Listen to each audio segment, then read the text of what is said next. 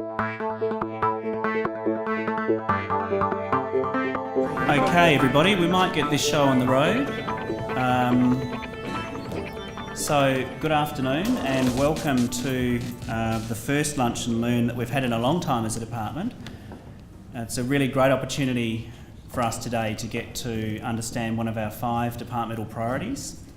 My name's Mike Rowe. I'm the Executive Director of Policy and Planning, and I'd like to welcome this afternoon guests from 2 of the Regional Development Commissions who are here with us today. So we have Bruce Manning, the Chief Executive Officer of the Great Southern Development Commission, the Honourable Murray Criddle, who's the Chair of the Midwest Development Commission, and Trish Palmieri, who is also part of the Midwest Development Commission team. So they'll be talking to us today about their regional blueprints.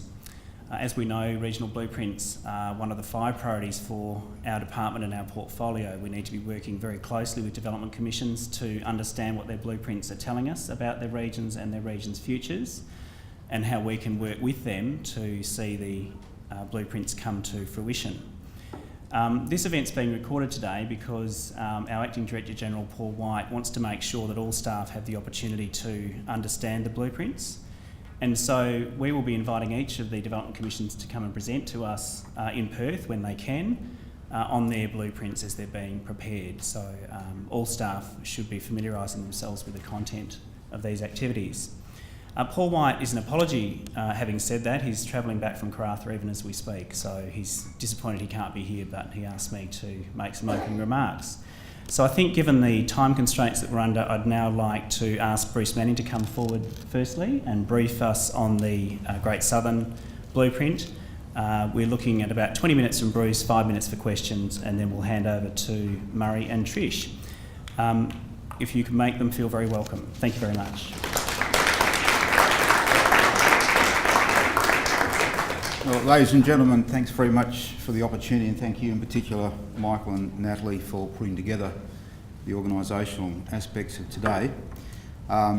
There's certain people in the audience that will have seen this blueprint in a number of iterations, and Cole, if you want to drop off to sleep, I'm happy for that to happen. It's no problem. Indeed, Cole did tell me that these documents are a great antidote to sleeplessness. But I'm going to give you the abridged version of ours today, so I'll move through it fairly swiftly and just give you what we see as being the key elements and what we think is important in terms of understanding in the development of these documents. So the Great Southern Region, for those of you who are not all that familiar with it, is about 40,000 square kilometres, about 60,000 people. It's unique in one respect. I think we've got many elements that are common to other regions, and we would claim particular attractions, natural attractions, etc., as many other regions do. But one of the key things that you need to understand about our region is it's the only one in Western Australia without substantial mining activity. So in terms of economic drivers, it's quite different to all the other regions in Western Australia in terms of that lack of diversification. You'd be aware that all the RDCs are developing blueprints, and basically if you were to try and sum up what they do, they're a strategic framework to inform investment and development opportunities and priorities. Now, the other commissions, or the commissions, have taken different positions on how far out they wanted to see their blueprint developed. We've chosen or their blueprint flag investment, we've chosen 240 as being somewhere in the middle of ambition, if you like. I know Don's document down at the Southwest is out to 2050. Others have gone a bit shorter in the time frame, but we think that we've developed our blueprint around that 2040 framework. We think that's somewhere between being too ambitious and not ambitious enough in terms of being able to foresee where we want to go. I want to highlight that I think all the blueprints, some are done and dusted and others are still on the way. We're about in the middle, I guess. But I believe that all blueprints have been informed by a very significant evidence base. I can't talk in detail about others, but I can talk in detail about ours, and this is what has gone into the development of it. We've paid consultants about, or in excess of $100,000, but we've also put more than $100,000 of our own staff time and a lot of other resources into the development of the evidence base for our blueprints. So they don't come out of a vacuum. They're also informed by extensive key stakeholder consultation. So there's been primary research, there's been secondary research, but there's been a lot of stakeholder consultation take place, particularly in the development of our what we're calling our imperatives and the identification of so-called transformational projects, which basically is a simple way of saying we are going to focus in certain key areas. Here's a little bit of just a little bit more detail on the evidence base, because this document comes after, as is perhaps inevitable in government, comes after the development of a whole range of other plans and strategies. A couple of key ones: state planning strategy and the Department of Planning's planning and investment framework, infrastructure framework. In our case, we've developed in the last few years things like a regional water plan. We've had various economic development discussion papers and strategic projects, if you like. We've had economic development discussion papers. We've had more specialist documentation to draw on, including the Katanning Supertowns Development Plan or Growth Plan. We've had sub-regional strategies such as the Central Great Southern Economic Development Strategy. So there's a lot of work gone on in the last 5 years, primarily since the 2010 review of development commissions themselves, which highlighted the need for blueprints. But there's been a lot of planning work go on across government. I'm sure most of you are aware of that in the last 5 years, and we've tried to make sure that that work is not wasted in terms of incorporating that into our blueprint structure. Here's the process we've been through to get to where we are now, and where we are now is that our document is out for public comment until October, the end of October, and then we'll make whatever adjustments are necessary to the document, and hopefully our Minister and your Minister will sign off on it. But we presented our first draft to Minister Redman at the end of February.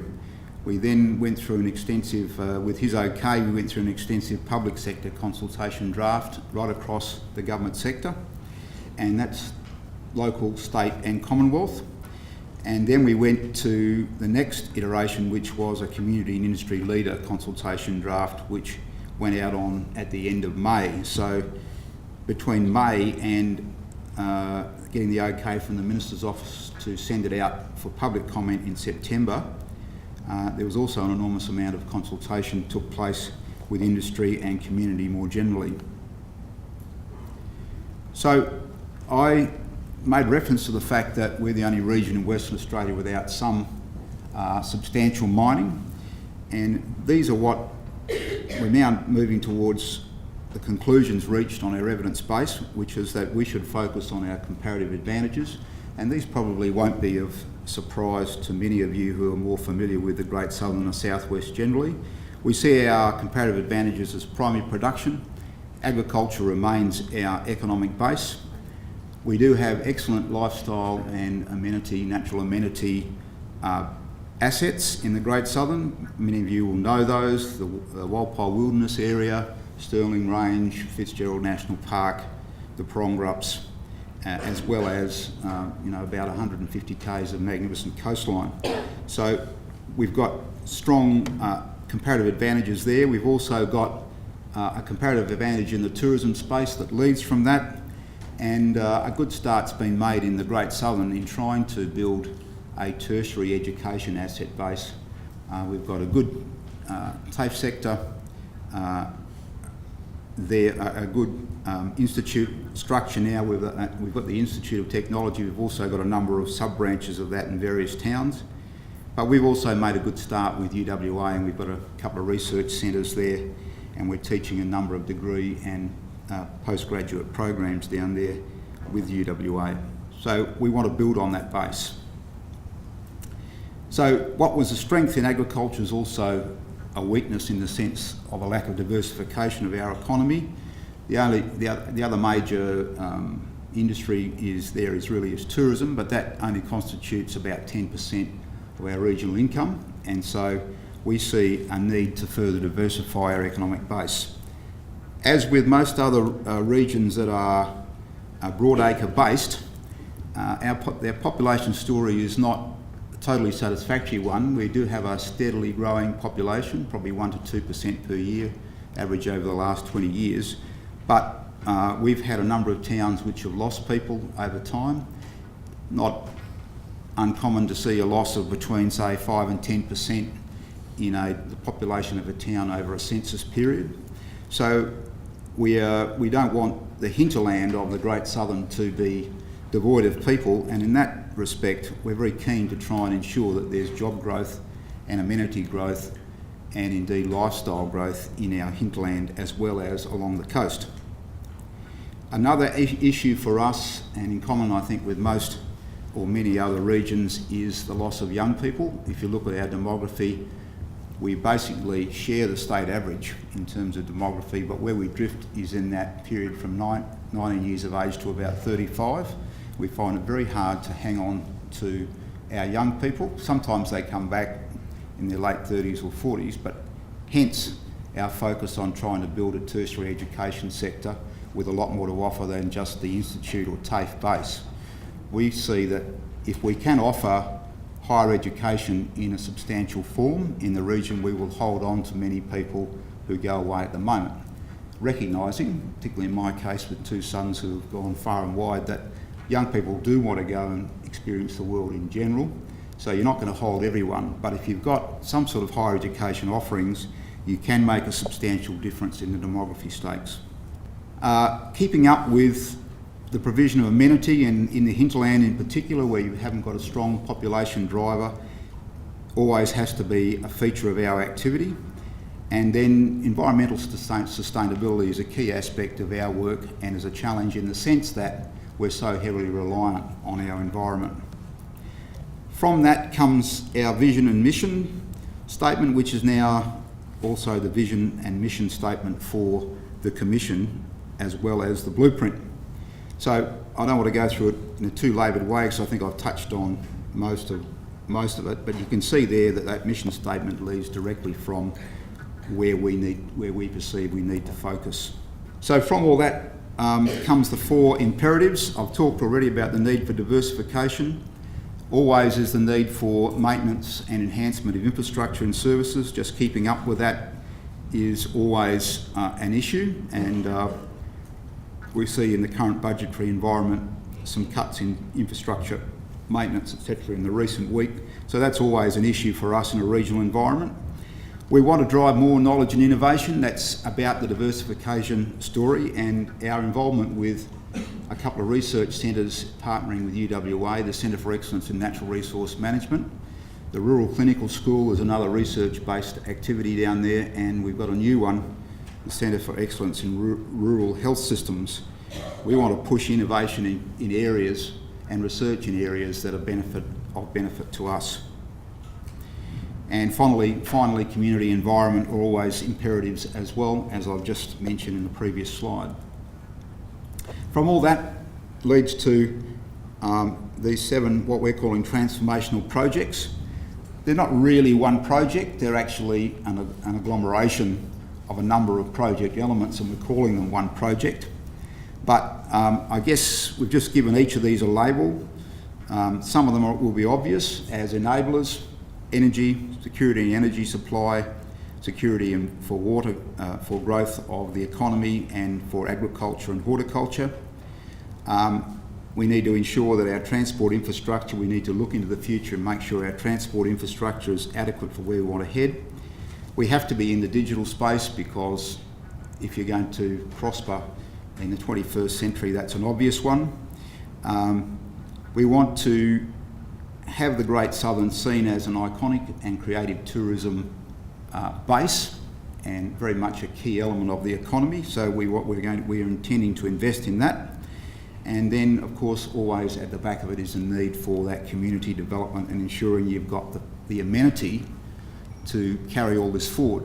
Basically, our philosophy would be that regional economies are driven by 2 things. One is economic circumstance, and the other is the quality of the amenity that is available in a given space. And my years in regional development, which now are quite a few, has confirmed for me nearly every day of my working life. So we've done some analysis, if you like. I don't want to focus too much on this, just to illustrate where the priorities are in this space, but I guess it all comes down, those project opportunities splits down into two things. One is to leverage up on those comparative advantages I talked about, and the other is to address the challenges that come with trying to realise on those. Again, the challenges are maintenance of infrastructure, amenity, etc. The advantages, leveraging up those, taking advantage of those opportunities that I've talked about. So I'll just talk a little bit about each of the projects. I don't think I need to focus on them too much. The first one is about a number of specific components. I talked about the fact that each transformational project breaks down into a number of elements. In terms of food production, we're looking at trying to establish a processing precinct at Katanning. We're looking at trying to identify and develop land for more intensive horticulture and agriculture. And we've made a very good start there working with the Milne Group in terms of free-range livestock. I'm hoping that people in the room be familiar with Mount Barker chicken and now Plantagenet pork, which is next cab off the rank in terms of free-range livestock. It's an important area because just as last week, the Milne Group has signed a deal with Coles nationally to supply pork to supermarkets all around Australia, which will be a huge driver in this space and a good example of where we want to head. So we've got a number of energy projects. The Bunbury to Albany natural gas pipeline is probably the key one of those. Surprisingly, because we don't have the capacity to catch water on the south coast, we don't have the Darling Scarp like you do, 80% of our water comes from groundwater resources. You've got desalination plants we don't have. So water security is a key concern for us and we need to invest in that over time. We've got a number of transport projects, key investments there. We've got the need to continue to invest in the mobile phone space, which DRD and the Department of Commerce have been helping us with a great deal over the last couple of years. In terms of the Connected Great Southern Project, we want to develop further the higher education opportunity. We want to focus more on our iconic and creative tourism opportunities. We've made great starts in investment of infrastructure. Those who have been to Albany will have seen the Albany Entertainment Centre and the $130 million development of the waterfront, key projects in this space. Everyone here, I hope, would be familiar with the Treetop Walk. That's the type of experience we want to build more of in the Great Southern with our natural assets, which I talked about earlier. And again, a focus on the need to continue with the community development and amenity aspects. Okay, so just in the last minute, measuring success and the implementation of the blueprint. What we've tried to do is get some rigour in this. I can't go through them now, but we've developed 40 targets to try and measure how we're going to go over the next period through to 2040. We've got about 40 targets that respond to those imperatives or reflect those imperatives, and we've tried to get as much rigour into those as we can. The biggest would be making sure that the regions, the gross regional product grows by 5%, for example, compounded annually. Now that is something that we can measure over a census period. So each of these areas we've developed specific targets for, and we'll be measuring our success in getting to where we want to be against those targets. In terms of implementation, I guess the key point is we've tried to be rigorous in attaching a time frame to each of our projects. So the projects are distributed in a 1 to 5 year framework or a 5 to 15 year framework, depending upon the urgency and the importance of those. I probably should close there, I think, Mike. Terrific. Okay, thank you very much, Bruce. That was an excellent and concise overview of your regional story and where you've got to with your blueprint. We've got some time for some questions now for Bruce, and I'm hoping that there are some insightful questions that people need answered about the Great Southern or its blueprint. Jeff Conlon's got a question. I'm not quite sure what it is. I guess the one that intrigues me is the bagpipe project. So, is that actually going to happen? So for the benefit of the camera, Jeff's question was around the bagpipe project, as we know it, which is about the Bunbury to Albany gas pipeline.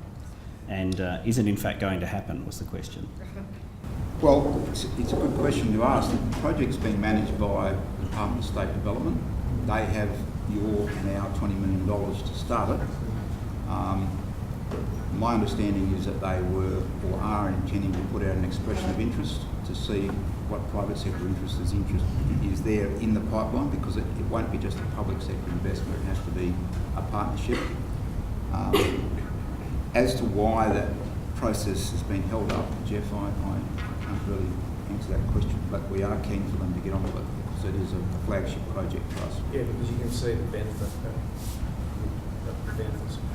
Yeah, and also it is a medium-term project. If you start it tomorrow, it could be in place in 5 years' time, 3 to 5 years' time. So we're very keen on it, but we're not managing it, so you probably need to ask State Development that question. Thanks, Jeff. Jenny Collard. Just a couple. Just want to know about the views, involvement of or inclusion of Aboriginal folk, because down in the Great Southern there's a lot of issues, I suppose, around the welfare of Aboriginal people. So that's the first question. And the other question would be around, you talked about community capacity, and what's your thoughts around that? In terms of the blueprint, I should have stressed that this presentation can only touch the surface of where we want to be Sorry, longer term. Bruce, maybe you could come to the microphone and answer the question, sorry. In terms of Indigenous progress, etc., the blueprint, this presentation can only touch the surface. What I recommend you do is go back to the document itself and have a look at where the Indigenous projects are within the context of the transformational projects. We don't want to see, we prefer to see Indigenous progress and advancement as a mainstream activity across the document. But there are specific projects that we've highlighted. One of the things that's been highlighted in the document is where we want to head following Southwest Native Title Settlement, because we see that as a key milestone going forward, and we see that as a big opportunity within the Great Southern and indeed the rest of the Southwest. So there is a fair bit there on the Southwest Native Title Settlement and what will lead from that. I ran into John Kaplan on the way up to today's meeting, but yeah. So that's probably the key milestone for us, and we want to build a fair bit around that space. And the second question was about community capacity more generally, and what your blueprint says about capacity issues in the regions. Okay, so in terms of community capacity, I guess the key areas that we're focused on in the blueprint are the provision of health, because of health services, because that's been a key, I guess it's a hardy perennial for us in terms of keeping skilled medical staff in the region and dealing with the absence of some services. An example would be the lack of obstetrics between Narrogin and obstetric service between Albany and Narrogin. So in terms of, there's a broad range of community focus, but in terms of key aspects, ageing and our ageing in place strategy, which is a statewide regional development strategy as well, is a big focus of the document, and also the need to improve and ensure adequate health provision in each of these communities. Thank you very much. In the interest of moving along, can we now again thank Bruce for that excellent presentation. So we head to the middle of our great state and now invite our colleagues and friends from the Midwest Development Commission, and Natalie might need to come and work some magic here. And while she's doing that, the Honourable Murray Criddle, the Chair of the Midwest Development Commission, might want to make a few remarks while we just get ourselves set up or something. So I'm not sure whether we're going to be able to do a double act here. Thanks, Mike, and thanks, Natalie, for setting this day up. I think it's the crux of the whole thing comes together here when we can present to you something that is important to not only the people out in the bush, but those of you who are here, because we're one team and we want to get that message across to you so that we can all move forward in a coordinated way, and that's very important as we go forward. Our Development Commission have put together in-house document in conjunction with RDA, Regional Development Australia, and with their assistance we've come through with this particular document. It's a high-level document. We don't specifically get involved in projects. As you will see, there are obviously some things in there that would need to happen in the Midwest for the aspirations of the document to be fully realised, but certainly I'm very happy with it. There's a focus to 2025 and then going on to 2050, so you will see the development as that goes forward. Now Gavin, our CEO, is on the road at the present time. He's done a number of towns yesterday, Lehman, Greenhead and Iniaba, and is moving on through the area. We're going to go out to the whole region over the next month. I'm joining them next week, and Trish will join along with me from here, from now at various times. Gavin has obviously been involved in this right the way through. We're on the air the other day in the ABC in Geraldton, and we're going to be on the air over a 5-week period with our pillars to let everybody know what's going on out in our area, and we can get feedback from those people. Now I'm going to get Trish to take you through the document, and we'll look forward to your questions a little later on. Thank you. We've got a little bit of a show for you first that'll give you an overview, and then I'll talk to the document. So we'll just put that on.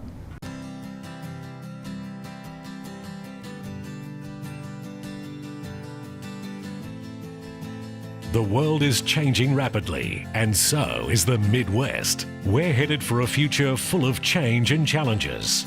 There'll be great technology advances, a fluctuating global economy, and a population that continues to grow. To be ready for the future, the Midwest needs to change now. The way we think and how we work. The Midwest Regional Blueprint is the first step. It's a vision for the future that began with more than 140 group and individual consultations, voices from every corner of the region and from all walks of life. It puts us in the best position to navigate the twists and turns ahead, capitalize on our strengths, and achieve even greater success. So, what change could the Midwest see in 2050? We want more of us in the region. A population scenario of 190,000 people, in fact, and will live longer. So, education, the environment, healthcare and communities will be important, as will managing the economy for future growth. Great change needs a great strategy, one that's built by the Midwest, for the Midwest. The Midwest Regional Blueprint identifies 5 key pillars as priorities: physical infrastructure, digital and communications, economic development, highly desirable communities, and knowledge and learning. Under these 5 pillars are 21 focus areas. We need to build the region's capacity to compete on the global stage and vibrant regional communities with better career paths to retain and attract people. We need education that teaches life skills and inspires young minds to greatness. Brighter minds will also drive innovation in the workplace and keep our economy thriving and growing. They will help find a balance between growth and maintaining our environment. Regional alignment, cooperation and leadership will also be needed to enable our aspirations to be fulfilled. Most importantly, we need to harness the essence of the Midwest that lies within us all to help make the future ours, because together we can make it happen. To see the blueprint for the Midwest's future and have your say, go to www.nwdc.wa.gov.au.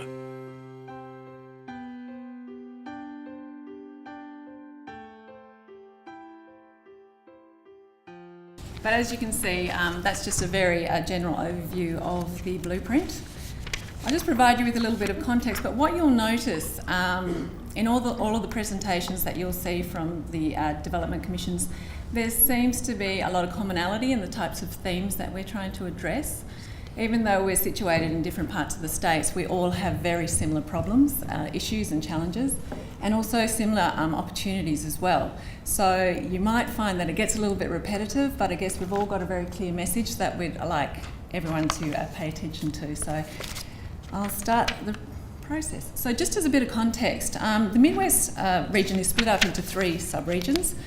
Interestingly enough, the largest landmass has the smallest population, so that's the Murchison in the red there that you can see. The Batavia coast is where most of the population resides. That's where our city of Geraldton is. And then, of course, you've got the North Midlands area, which is the other sub-region that we have. Demographics, 57,000 people in the region, 12% Aboriginal, 7 different language groups. Median age, 40 years and above. Obviously, the same issue that the Southwest has experienced. There's a lot of young people in our region, and again, we have that issue with a lot of our youth leaving as well as a result of education offerings and whatnot down to Perth. 14% are born outside Australia, and 13 local governments are actually classified as remote or very remote. Now, this is our population trends over the last few years since 2001 to 13, and it shows that over 12-year gaps that the region is growing, but the communities themselves are actually not growing equally. There's been steady growth in the Batavia, which of course is Geraldton, as I mentioned before. Significant correction happened around about 2006, where you'll see that the Murchison line suddenly darts up, and that's as a result of the impact of mining. Several agricultural communities have shown some decline. That's our North Midlands region that we were talking about. And the region's population, however, has been growing by 2.3% in the last 3 years. A lot of these stats are with compliments from DRD, by the way. Thank you, John and his team. Our sub-regional economies, as you can see, the red signifies mining, and as I mentioned before, Murchison, of course, is predominantly mining. And the North Midlands, there has been a slight shift. That was traditionally our ag region. Now, of course, mining's starting to take off there as well. But overall, we're a very, very diverse economy, and actually we're touting ourselves or selling ourselves as the most regionally diverse economy in regional Western Australia. Now, our global focus, as you can see, we actually are a very outward-facing region. We export most of our produce overseas. However, we're not just a China story, as you can see. We export out to the Netherlands, Pakistan, and Southeast Asia. The only thing that doesn't appear there is that all of our iron ore actually does go to China. So that's not in here, but in the blueprint when you all go and have a look at it. As with the Bruce's group, it's an internally managed process, and I think Murray mentioned that as well. We've done some pretty heavy consultations, and as Bruce did with his team, we went out to the communities first, we presented a draft to the Minister's Office, and then of course we went through and met with all the agencies and made sure that we were actually aligning with their thoughts. We're currently out in the marketplace doing a roadshow, and that will be finished on the 18th of November. Now, the structure of the document itself is quite thorough. We talked about the heartbeat of the region. We really wanted people to get a sense of what the Midwest is all about. We talk about, obviously, global and megatrends and the impacts that they have on our region, strengths, opportunities, and I'll let you read the rest. I don't need to go through that so much. And we actually referred to quite a few documents, as I guess the other commissions did as well. In particular, we closely aligned ourselves to the State Planning Strategy 2050 and also the Midwest Planning and Infrastructure Framework as well. This is our vision. Our vision and our pillars, which we've made reference to in the DVD that you saw as well. Now, our vision is a two-part vision. It's an outward focus, the first part, so major gateway to the globe. And the second part talks about, the inward focus. So it's the Midwest populations capturing the maximum benefits for our communities. Now, we looked at, when we talk about 190,000 people that we alluded to in the DVD, we looked at 4 growth scenarios, and you'll see that the green line is the one that if things were to progress as business as usual, we would just extend up to 165. But the transformational line is the 190,000 line. That really is dependent on one key project, and that's, of course, the OPG project. And I'm sure you've all heard a lot about that. Okay, now moving along to the actual process and where we're at. Bruce talked about having done a lot of background work, background reports. We've actually flipped it around the other way. We've done a lot of high-level work and looked at the themes for moving forward in the region, and now we're conducting a whole lot of analysis and rigour, trying to get that evidence base and also get to that project level. Because as Murray mentioned, we don't actually have a project list attached to this blueprint. So far we've launched the Midwest Tourism Strategy, and we worked with Tourism WA and Department of Parks and Wildlife. We also are undertaking a business strategy, an ag strategy. We're working with Landcorp on a housing and land development strategy as well. So we're doing a fair bit of rigour at this point, and then what will happen is that we will actually drop down and find the key projects. With the tourism strategy, we went through the process and found we had 31 great projects in the region, and then we cut that down to 6 priority projects. Of course, the biggest secret of all is the Abrolhos Islands is one of our key projects. So looking at building the business cases for those key projects, and we'll go through that with each of the elements that we have, whether it be health, housing, working with relevant government agencies to develop those strategies and find those 5 or 6 or 8 transformational opportunities.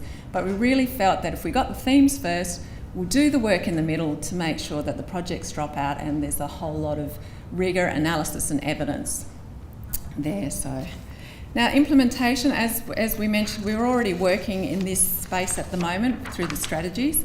We have a Midwest Education Workforce Development Alliance, we have an infrastructure group, we have a tourism alliance, hence the tourism strategy and whatnot, but we still need to form some other groups that will actually look at the other areas of the blueprint, and that's when we'll be calling back on relevant agency partners to come in and work with us on that.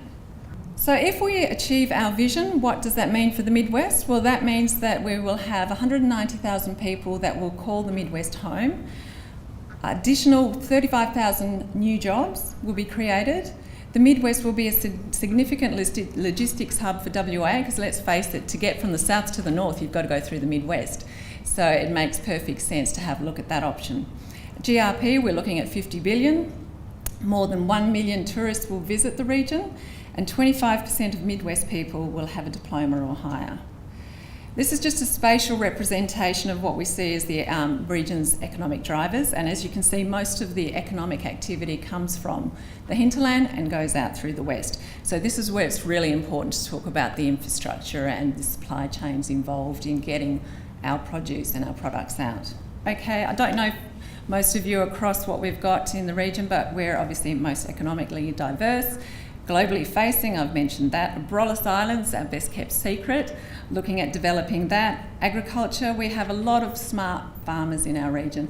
They obviously have suffered drought in recent years and are becoming quite innovative in their approach to agriculture, and we're looking forward to developing the ag strategy with the Department of Agriculture and Food to find how we can best increase production there. Obviously, diverse minerals province. We're well advanced with the planning for Oakajee. NBN, fibre to the node, we were the first point of interconnect for the north, so Geraldton was the first point. We also host the SKA project, and we're looking at that in the area of research to see what we can leverage there. We have significant education challenges. We actually have a very low scores in education attendance and also general rates. Although we are working with that, we're looking forward to working with the Department of Education on some of those issues. Diverse communities, centrally located, of course, you can't get past us, and so on. Just to cap on some of the priorities that fall out of this blueprint that we see requires investment is attracting finances and de-risking of regional capacity building is very, very important to us. We really want to keep people in their hometowns. We want them to be able to create their own regional economies. Regional education and training reform is extremely important to us. Transport infrastructure is an obvious, and I think you'll find that comes up in most of the regional blueprints. Functional housing markets, whilst Geraldton at the moment has got a glut of houses on the market, when you go inland there are lots of issues around renting houses and building and whatnot. Ag and fishing, we've always traditionally been an ag and fishing region. Opportunities presenting themselves there in the fishing industry along the lines of aquaculture, which is quite exciting for us, and the Midwest Development Commission has actually been quite involved in that area recently. Aboriginal economic development is a very important area for us, given the amount of Aboriginal people that live in our region, and we've worked quite closely with the Department of Aboriginal Affairs at the moment, who are developing, I believe, their blueprint strategic plan as well. So we've had a few meetings with them. Protecting our assets, of course, is very important. Research and innovation again, and what we've noticed is that the trend going forward in the region is that we're losing our youth, but people are wanting to age in place, so we think that the potential for the future workforce development is, of course, around the aged care aspect. Water, we have an abundance of water. The problem that we have is we don't really know how much we've got, and we don't really know exactly where it is. So we're working with the Department of Water on a water strategy to try and find that out and see how we can best utilise that resource for things like horticulture and whatnot. And we've actually got a project that's come to us in an innovative regional waste management solution, but you'll probably hear more about that down the track. And now that it's all done, thank you. Fantastic. Thanks. I think Trish deserves a clap. And now we've got some time again for some questions. So Trish and or Murray, if you wanted to come up to the stage. John Akers. I knew John would be the first one with a question. So the federal government has recently announced a lack of money under the RDAs for co-funded initiatives. You mentioned that your blueprint was developed in conjunction with the RDAs. Have you guys done any mapping to see to what extent you actually line up with the RDA blueprint from 18 months ago? Yes. As a matter of fact, RDA are actually co-located in our office, and as a result, our blueprint is actually their blueprint. So you'll see the same document. They've actually forwarded our document through to their government, federal government. So, yeah. Sounds promising. Brett Sabian. I just wondered whether either of you would like to comment on how you revisit these plans and recalibrate. Obviously, they're not set in stone. Would you like to make some comment about that? Are you talking about the blueprint or the blueprints themselves? I think that's part of a bigger process. I think there's a whole evaluation process. Mike, did you want to talk about what's happening? One of our other priorities as a department is to do a statewide regional development framework, and what we're thinking about is how we can design that in such a way that that will inform the next iteration of the blueprints if and when that happens. So as we speak, each of the 9 development commissions are furiously trying to finalise their draft blueprints by the end of this year. And I suspect then they'll heave a huge sigh of relief and need several months' holiday. And at some point in the future, once that framework is finalised, we'd be looking to try and work with the commissions in terms of informing the next iteration of those blueprints. But from the very beginning, when these things were conceptualised, they were expected to be living documents. And as you can see from the Midwest in particular, there's a lot of long tail work, as Paul White would describe it. So a lot of work still to come to try and make those pillars work. And that would be the case, I'm sure, for many of the other blueprints as well.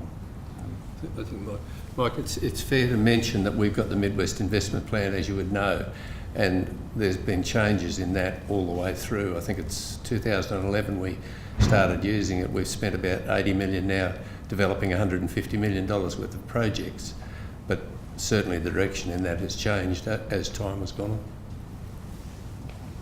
I'd like to make a response to that. Sure. Yep. So in our document, in the governance component of our document, we've committed to an annual report against those 40-odd targets that we've established in the blueprint.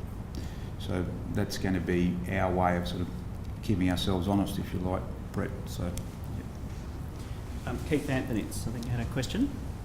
Just a question for the Midwest on, there's a lot of emphasis on the digital economy and knowledge economy. Can you talk a little bit about how you're trying to encourage investment in that area from the private sector? As I mentioned, we are obviously looking at developing a strategy around digital economy. We're awaiting, I think RMCP stage 1's gone through. We're awaiting to see what happens with RMCP stage 2. And so really we're just going through that process at the moment to see where the investment. In our Midwest Investment Plan, we actually have a notional allocation against that, but until the work's been done, we really won't be putting money out there yet. And what about in the back of the SK?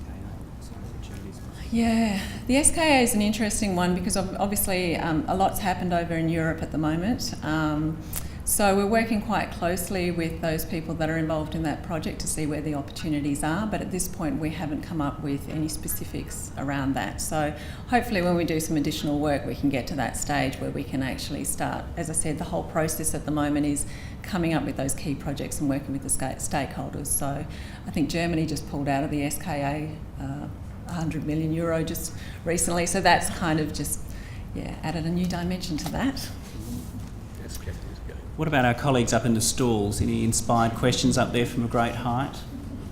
They look very comfortable. They look very comfortable and relaxed. A little too comfortable. You'll get back to us, will you, Jane? Thanks for that. Okay, any other questions for any of our guests today?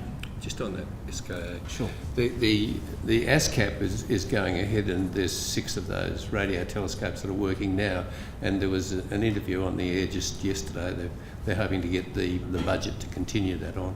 So there is activity out there. There's 36 radio telescopes out there, as we've seen, and the project's developing. All right. Look, I think I hope you'll agree with me that it's been an excellent opportunity to have these 3 people here with us today, just to really give us some insight into their regional blueprints and how they're evolving.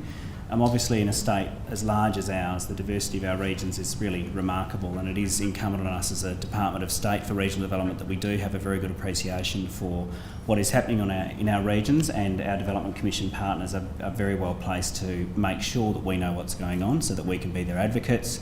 We can join the dots across the regions, and we can work very closely with them to realise the blueprints and what they want to achieve with them and on their behalves. The other reason the blueprints are very important, obviously, is that our current minister has made sure that there's a lot of money attached to their implementation, and so most of the discretionary money available in the Royalties for Regions budget in the next 5 years is attached to blueprints in some way, shape or form. And so these documents will become a critical informant to how Royalties for Regions is continuing to be allocated into the future. So there's lots of good reasons why we need to keep working with development commissions on blueprints and to understand them intimately. And as I said, as each of the development commissions are able to come to Perth over the next few months, we'd be expecting to run an event similar to this, although not always over lunchtime, to get some insight into their individual blueprints. So thank you very much for making the time to join us today. If you know people who haven't received this wisdom, then they need to familiarise themselves with it, and our colleagues at Westlink will make sure it's available via our intranet or some kind of clever communication technology. I'm getting nods from Cara down the back, so I'm on message with that. So please encourage them to look at this, and when we advertise our next opportunity to come and learn about the blueprints, please make sure you're taking that opportunity as well. Can you join me now in thanking Murray and Trish and Bruce?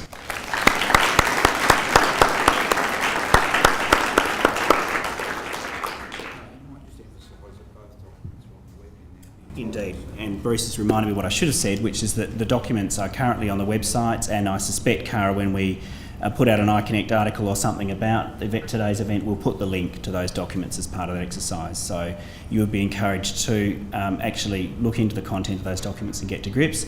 There is some lunch left, so please go and eat it. We hate waste. Make sure you've made the most of this opportunity, and thank you very much again.